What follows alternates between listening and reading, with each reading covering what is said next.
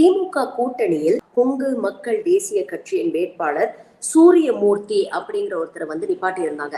இந்த சூரியமூர்த்தி எந்த அளவுக்கு சாதிய வன்மத்தோட பேசியிருந்தாரு அப்படிங்கிற ஒரு காணொலி சமூக வலைதளங்கள்ல வைரலாகி பலதரப்பட்ட மக்கள் இவரை போய் வேட்பாளரா நிறுத்துறீங்களே, இவர் ஜெயிச்சு வந்தா எப்படி சமூக நீதியை பாதுகாக்க முடியும், இது எவ்வளோ வருஷங்கள் முன்னால வந்த வீடியோ, அதை இப்போ வைரல் பண்றாங்க அப்படிங்கிற ஒரு வெட்டி சாக்கெல்லாம் சொன்னாரு.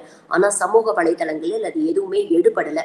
கடைசியில மக்களுடைய உணர்வுகளை புரிஞ்சுக்கிட்டு திமுக அரசும் சரி, கூட்டணி கட்சியான கொங்கு மக்கள் தேசிய கட்சியும் சரி, இன்னைக்கு அந்த சூரியமூர்த்தி அப்படிங்கிற வேட்பாளரை நீக்கிட்டு மாதேஸ்வரன் அப்படிங்கிற ஒரு புதிய வேட்பாளரை அறிவிச்சிருக்கிறாங்க. உங்களுக்கு பிடிக்காத ஒன்ன தெளிவா அழுத்தம் திருத்தமா தொடர்ந்து நீங்க பதிவு பண்ணீங்கன்னா கண்டிப்பா ஒரு ஆரோக்கியமான மாற்றம் வரும். அதுதான் ஆரோக்கியமான சனநாயகம். இன்னைக்கு அப்படிப்பட்ட ஒரு ஆரோக்கியமான சனநாயகம் மிக்க முடிவை தான் திமுக அரசும் அதோடைய கூட்டணி கட்சியும் எடுத்திருக்கு.